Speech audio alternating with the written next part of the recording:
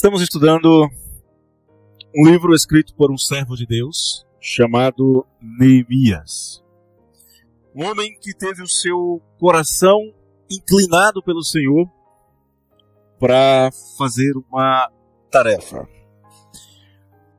Nós sabemos que em toda obra há dificuldades. E a tarefa a que Neemias se propôs, atendendo à inclinação de Deus no seu coração, não era uma tarefa fácil, nem pequena. Na verdade, era uma tarefa que tinha dificuldades muito grandes, mas não dificuldades insuperáveis. Neemias era um homem capaz.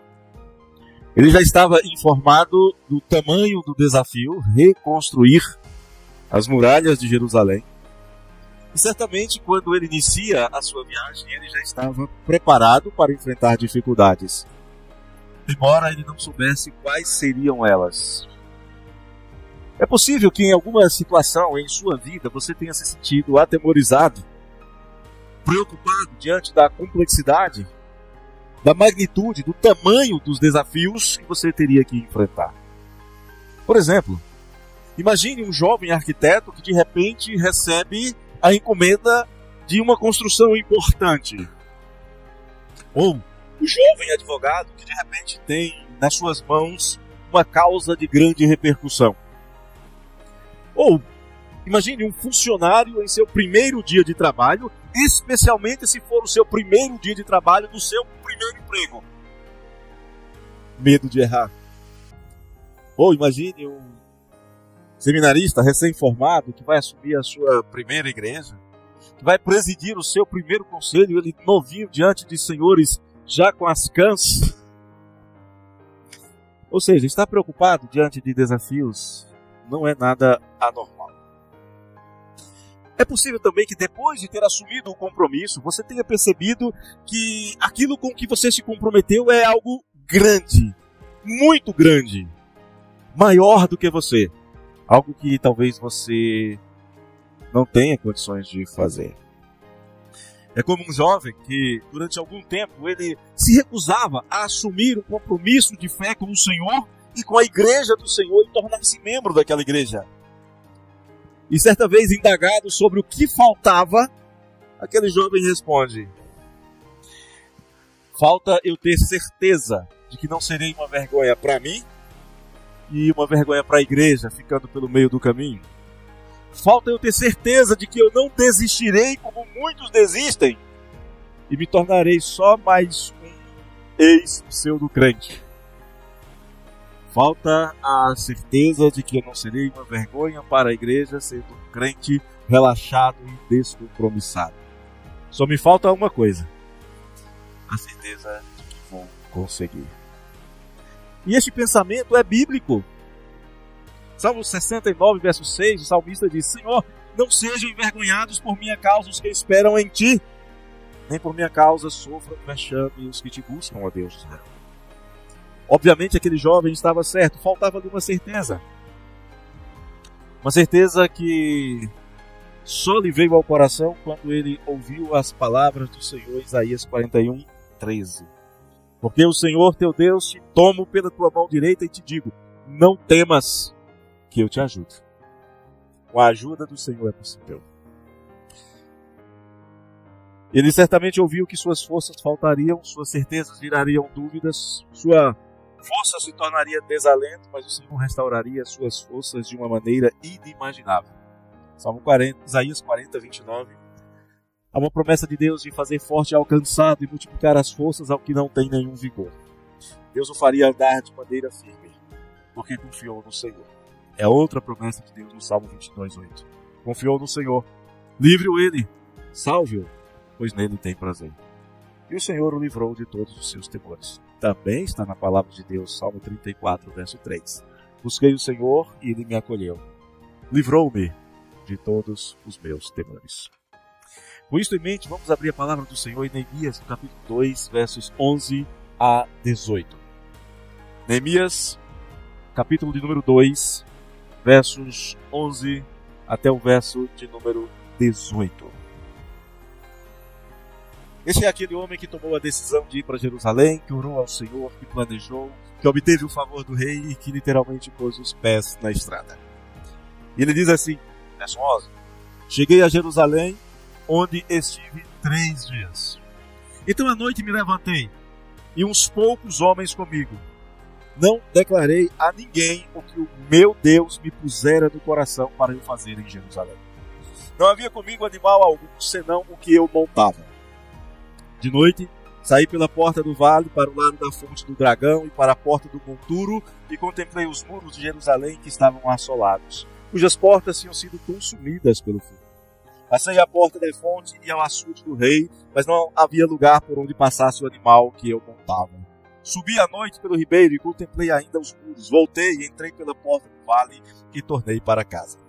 Não sabiam os magistrados aonde eu fora nem o que fazia, pois até aqui não havia eu declarado coisa alguma, nem aos judeus, nem aos sacerdotes, nem aos nobres, nem aos magistrados, nem aos mais que faziam a obra.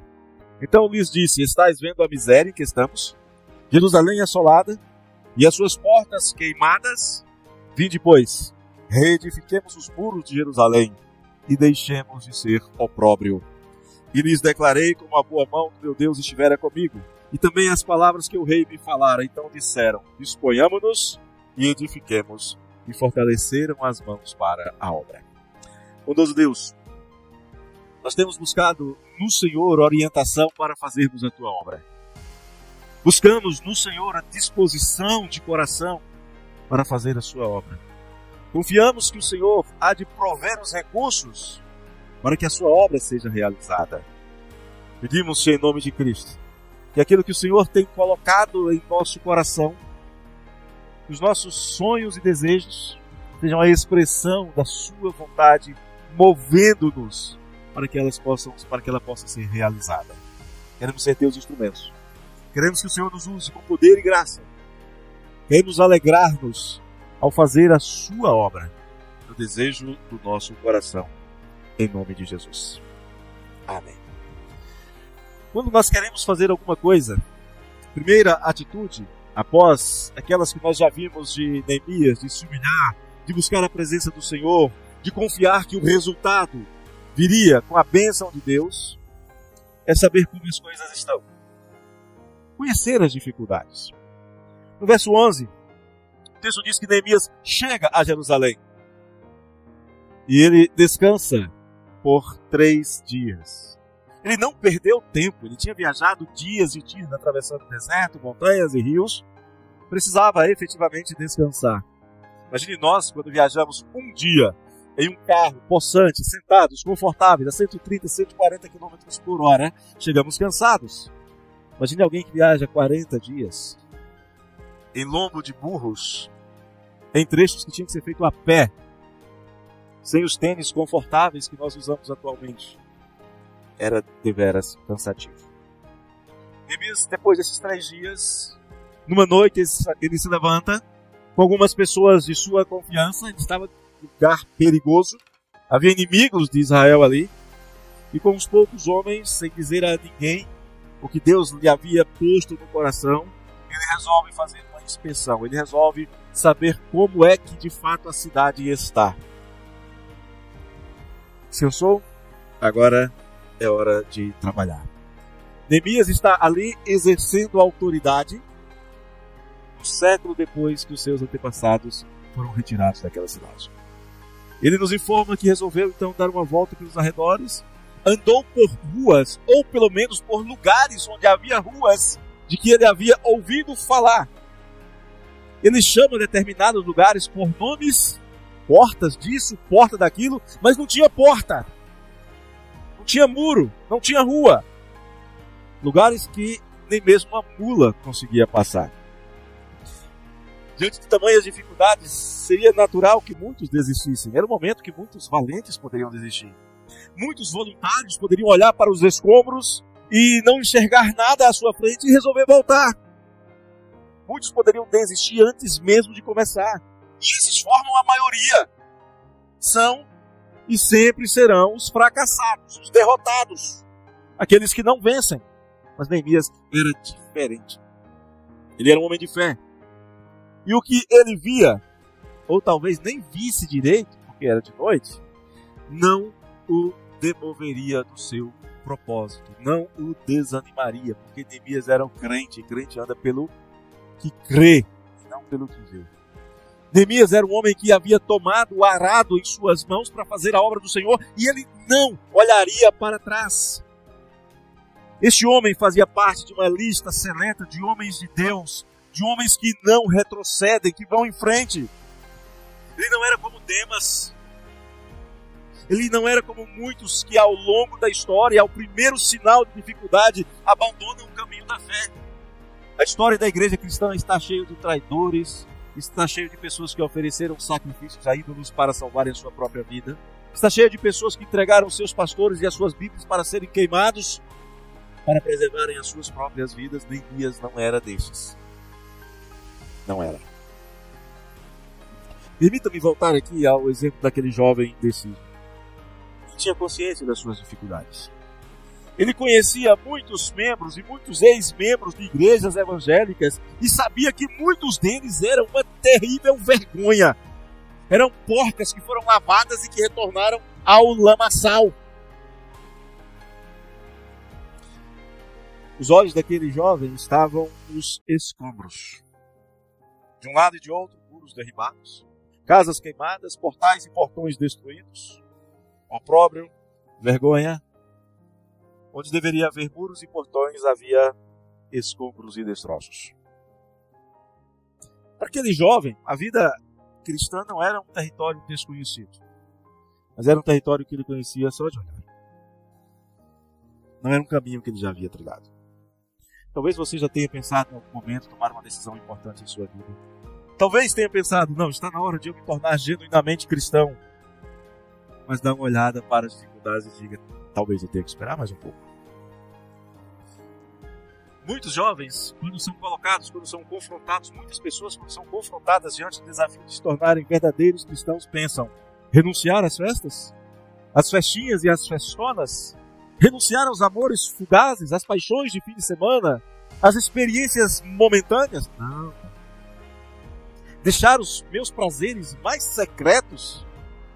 Cigarro, baseado ou algo parecido, a minha bebida? Talvez parar de colar na escola, parar de falar mal do próximo, ser mais honesto em seu trabalho, não pagar nem receber propina, não sonegar impostos. Muitas escolhas difíceis, não é? Talvez escolhas tão difíceis quanto a caminhada de Neemias circundando Jerusalém. Abrir mão de todas estas coisas, abrir mão dos prazeres que o mundo inteiro te oferece, o que você ganha com isso, afinal? A resposta que aquele jovem encontrou é a sua alma, a vida eterna, preservar a sua própria alma. Pois de que adianta ao homem ganhar o mundo inteiro e perder a sua alma? E após perdê-la, o que dará em troca da sua alma? Se a Bíblia diz que o resgate de uma alma é caríssimo e toda tentativa deve ser imediatamente cancelada. Na verdade, o que eu quero propor a você nesta noite é que você tome a decisão certa pelos motivos certos e que você tenha no seu coração uma disposição firme e inabalável de servir ao Senhor. Esqueça o medo de não conseguir. Tire os olhos do que você talvez tenha que deixar para trás. Lembre-se, por exemplo, da mulher de Ló. Ela queria salvar-se sem perder Sodoma. E perdeu os dois. Mas Neemias é aquele que olha e tem diante de si, literalmente, um montão de dificuldades. Mas ele faz algo que nós também devemos fazer. Ele mantém a sua meta diante dos seus olhos. Ele andava pelos escombros e ele não via simples escombros. Ele via o seu projeto. Ele não via Jerusalém destruída, ele via Jerusalém como deveria ser. É por isso que quando ele passa por um montão de pedras e um resto de madeira queimada, ele diz, aqui é a porta das ovelhas, aqui é a porta do monturo, aqui é a porta do peixe, aqui é a porta dos pastores. Era isso que ele via. Ele via o que estava adiante dele, ele olhava para frente. No verso 13 nós vemos essa descrição. De noite saí pela porta do vale para o lado da fonte do dragão. Não tinha porta do vale, não tinha fonte de dragão. para a porta do monturo, contemplei os muros de Jerusalém que estavam assolados, cujas portas tinham sido consumidas pelo fogo. Passei a porta da fonte e ao açude do rei, mas não havia lugar por onde passasse o animal que eu ocupava. Subi à noite pelo ribeiro e contemplei ainda os muros. Voltei, entrei pela porta do vale e tornei para casa. Onde a maioria desistiria, Neemias prossegue. Ele conheceu os escombros de Jerusalém. Os escombros daquela que um dia a Bíblia chama de cidade imponente, orgulhosa, de cidade compacta, no Salmo 122, para onde subiam as tribos de Israel, onde havia os tronos de justiça, os tronos da casa de Davi. Agora não tinha mais nada. Não havia mais muros, nem portais, nem tronos, só escombros. Nada além de problemas que precisavam de atenção, de solução e de muito trabalho. Por ouvir falar, Neemias sabia como Jerusalém tinha sido. Ouviu descrições dos mais velhos de como a cidade um dia fora. Mas seus olhos estão voltados para Jerusalém como ela deveria ser. E ele identifica cada lugar, cada porta, cada torre, cada açude pelo seu nome antigo. Nomes que não eram usados há mais de um século. Por que Neemias faria isso? Não era só porque ele não queria que a história se perdesse, mas porque ele estava disposto a fazer com que Jerusalém não fosse apenas história. O que temos aqui a respeito de Neemias é que ele tinha um referencial. Você tem referenciais em sua vida. Às vezes nós temos diante de nós mais de um referencial ser proposto. A questão é, qual deles vai influenciar as nossas escolhas, as nossas decisões e as nossas ações? Eu quero servir ao Senhor. O mundo me chama para experimentar prazeres sem conta. 2 referenciais. Qual você escolhe? Diante de Neemias, diante de seus olhos, havia escombros. E esses escombros foram referencial dos judeus durante mais de 7 décadas. Lembra quando Hanani chega em Suzã e conversa com Neemias? Ele diz, está tudo destruído, está tudo assolado, o povo está em grande opróbrio e vergonha, ou seja, não tem nada que vale a pena você conhecer. Esse era o referencial que eles tinham. O referencial de Neemias era o que Jerusalém deveria ser. Ele olhava para o que Jerusalém havia sido no passado. A cidade do grande rei dizia, essa cidade precisa renascer. Essa cidade precisa ser reedificada. O seu referencial não era o pior, era o melhor. O modelo a ser adotado e perseguido não era o do fracasso, da destruição, da assolação, da rebeldia, mas era o da glória outrora perdida. Era o de dias como de grandes reis, como Davi, Salomão e Uzias. Voltemos mais um pouquinho àquele jovem indeciso, e com boas razões. Ele conhecia o referencial errado. Na verdade, uma pequena sujeira em um grande pano branco chama mais atenção do que todo o pano. Eclesiastes, no capítulo 10, o verso 1, fala sobre isso. Talvez você já tenha tido a experiência de tomar uma sopa e encontrar, de maneira muito desagradável, um pequeno inseto, ou a pata de um outro inseto um pouquinho maior, cascudinho. Você tem toda uma vasilha de sopa, mas o que te chama a atenção? Eclesiastes 10 diz, qual a mosca morta faz o vento do perfumador exalar mau cheiro, assim é para a sabedoria e a honra de estultícia. Muitos dos cristãos que aqueles jovens conheciam eram apenas fracassados e descompromissados. Mas ele também conhecia cristãos sérios, cristãos compromissados.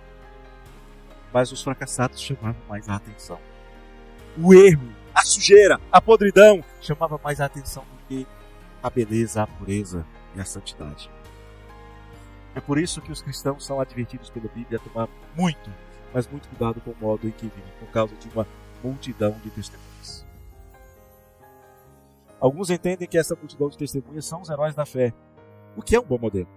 Outros entendem que são os não crentes que observam os cristãos, o que também é bom para nos incentivar a sermos exemplares do que nós fazemos. Por exemplo, Pedro, na sua primeira carta, capítulo 3, verso 16, orienta os crentes dizendo o seguinte: tudo que você fizer, faça com mansidão e temor, com boa consciência, de modo que naquilo que falam contra vós, fiquem envergonhados os que difamam o vosso bom procedimento em Cristo. O que nós precisamos ter, o que nós precisamos como cristãos ser, é o referencial correto. E as Escrituras nos apontam dezenas de exemplos assim.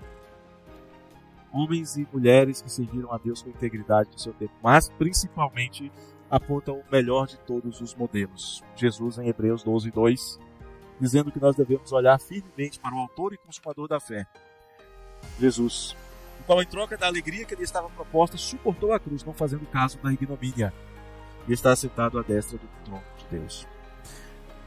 Talvez um dia você tenha tido razões para titubear,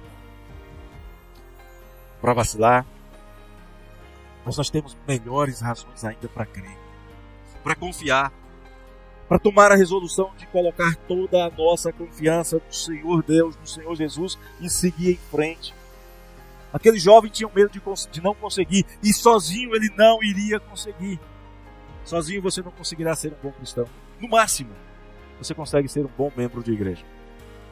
Sozinho você estará condenado a fracassar. Mas não desista ainda. Paulo, na sua angústia da sua luta contra o pecado, em Romanos 7:24, ele diz: desventurado o homem que sou.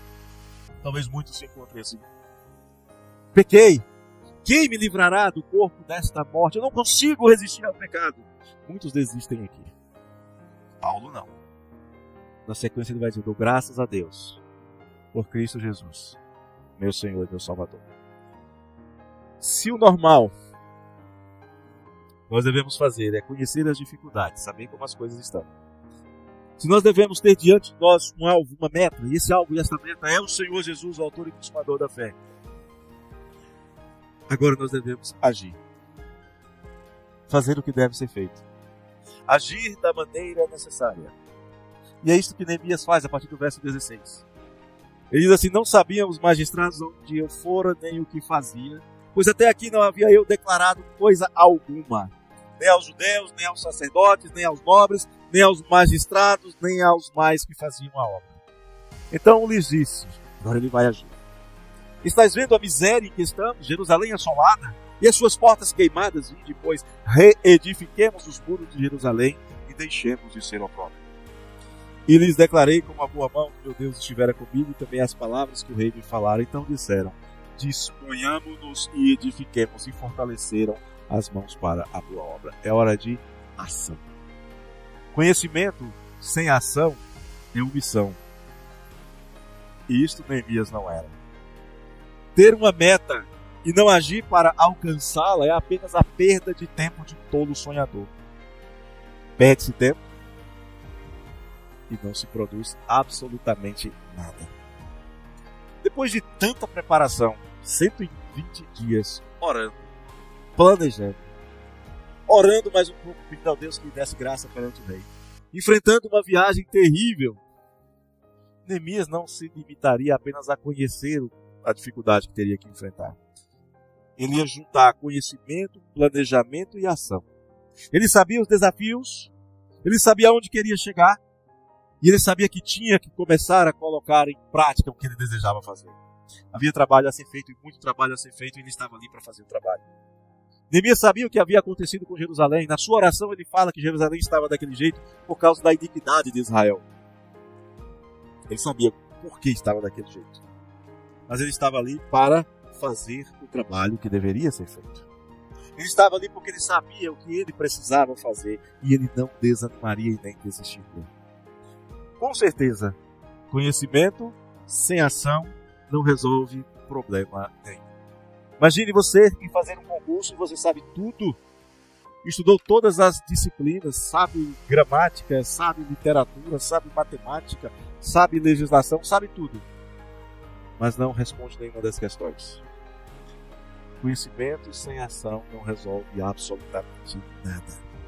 Por outro lado, imagine você não ter estudado por um dia sequer, não saber nem se uma palavra se escreve com S, com SC, com C cedilha, sem conhecimento algum, tentar passar em concurso de nível superior.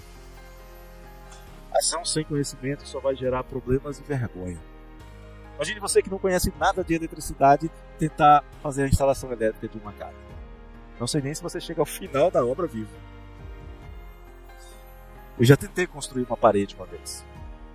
E eu consegui aquilo que poucos edificadores conseguem. Eu construí uma parede em S. Não caiu. Mas não deu para tirar do reboco. Eu não sabia construir. Precisava, tinha que fazer. Graças a Deus não caiu na cabeça de quem ficou perto dela. Neemias sabia o que tinha que fazer, ele queria fazer e vai colocar mãos à obra. Ele chama os magistrados, ele chama os nobres, os sacerdotes, todos os demais que tinham alguma função administrativa em Jerusalém, que tinham vindo com Zorobabel, que tinham vindo com Esdras, e finalmente lhes expõe o que está no coração. Eu vim para cá para acabar com o estado de miséria de Jerusalém, eu vim para cá para nós reconstruirmos juntos os muros desta cidade. Ele estava profundamente incomodado com as coisas que havia visto. Ele lhes apresenta um plano que era absurdamente simples. Não é o plano de um megalomaníaco, é um plano simples. Vamos reconstruir os muros da cidade, vamos colocar de novo pedra sobre pedra, vamos reconstruir os portais da cidade, vamos cortar madeira, serrar madeira e pregar madeira. Vamos reorganizar a defesa e a administração. Vamos deixar de ser escárnio dos povos ao nosso redor. Não era possível que a cidade do grande rei, a cidade que havia sido consagrada como a cidade do rei dos reis, do rei que reina sobre as nações, continuasse sendo apenas um vergonhoso montão de ruínas. Ele não admitia isso. Ele ouviu falar, ignorou, ele se entregou, ele planejou, entregou o projeto nas mãos do Senhor, depois entregou o projeto nas mãos do rei, ele viajou para chegar em Jerusalém, ele sabia o que precisava ser feito e era hora de colocar as mãos na massa. Ele descansou 3 dias, analisou, conheceu as pessoas, conheceu o ambiente. Era hora de colocar a mão na massa. Já que nós chegamos aqui com aquele jovem, vamos falar mais um pouquinho sobre ele. Era um jovem que conhecia os problemas que existiam nas igrejas. Conhecia pessoas que eram vergonhosos, membros das igrejas. Conhecia outros que saíram da igreja para voltar às suas práticas pecaminosas, alguns cometendo pecados ainda maiores, como o cão que volta ao seu próprio vômito. E ele tinha todas as razões para ter medo de fazer a mesma coisa. O seu referencial de cristianismo era o pior possível. Mas o problema é que ele havia escolhido como referencial o pior. E havia coisa melhor para ver. Ele escolheu um modelo deturpado, ruim, estragado e falho, e havia coisa melhor para escolher. E ele conheceu o melhor de todos os modelos, conheceu Cristo. E ele conheceu o poder de Cristo para mantê-lo firme, para fazê-lo perseverar no caminho, desde que confiasse plenamente em Cristo. Desde que fizesse, por exemplo, como Paulo em Filipenses 1,6, eu estou plenamente certo de que aquele que começou boa obra em vós há de completá-la. Quem completa a obra é Cristo, até ao dia de Cristo Jesus. E então aquele jovem passou a ter diante de si 2 opções, 2 modelos e 2 escolhas. Ou ele continuava arredio ao Evangelho, afastado de Cristo e da igreja do Senhor Jesus, seguindo o exemplo daqueles que foram da igreja sem nunca terem sido de Cristo, ou ele confiantemente admitia a sua necessidade de um Salvador, confiava a sua vida às suas mãos, entrava em comunhão com a igreja do Senhor Jesus Cristo e com Cristo, o Senhor da igreja. Tinha que escolher. Pastor, ele não tinha uma terceira escolha? Não tinha. Não é uma opção intermediária? Não, não há. Ou ele seguia o modelo ruim, ou ele seguia o único modelo bom. Ou ele seguia milhares de exemplares ruins, ou seguia o único perfeito. Não há outra alternativa. Não há uma terceira via. Pois o próprio Cristo disse que é impossível ficar no meio do caminho. Existem 2 caminhos e você tem que escolhê-los. Está em Mateus 7:13. E talvez então vocês perguntem, o que eu tenho a ver com isso? É muito simples. A igreja é como um exército em marcha, ela não vai parar. A igreja do Senhor Jesus vai continuar. Você pode escolher ficar à margem, olhando ela passar. Talvez até acompanhar durante um tempo e depois parar no caminho e ficar para trás. Ou pode escolher perseverar até o fim. Não pense que eu estou falando aqui de prédios a serem construídos. Estou falando da sua vida edificada perante o Senhor. Estou falando de uma escolha que trata da edificação da sua própria alma, do seu destino eterno.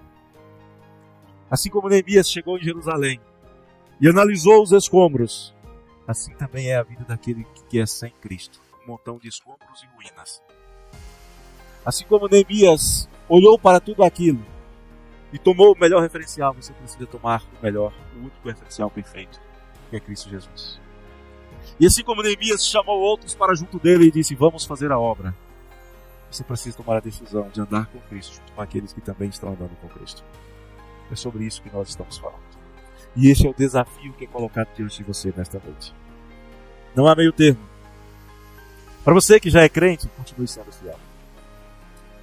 Essa é uma palavra de incentivo e ânimo para você. Para você que está titubeando, fortifique-se. Conserte a sua vida. Entregue-se confiantemente às mãos do Senhor e peça para Ele purificar e restaurar você. Para você que está indeciso, lembre-se. Quero lembrar as palavras do Senhor quando chamou Israel. Separou Israel em 2 montes e disse: eis que vos proponho vida e morte, bênção e maldição. Você escolhe. Você quer seguir ao Senhor, experimenta a vida. Se quiser andar do seu jeito, à sua maneira, não te espera outra coisa além de morte e morte eterna. Eis o exemplo de Neemias para nós. 26 séculos atrás. Atual, aplicável a cada decisão que você precisa tomar a partir de agora. E o meu desejo é que você a tome tendo como referencial o Senhor e Salvador Jesus Cristo. Cantamos aqui pelo menos 3 ou 4 cânticos, todos eles exaltando Cristo como nosso Salvador, como aquele que derramou seu sangue por nós. Por você. Para que você seja, em Cristo Jesus, mais do que vencedor. Como Neemias foi, o reedificador de Jerusalém.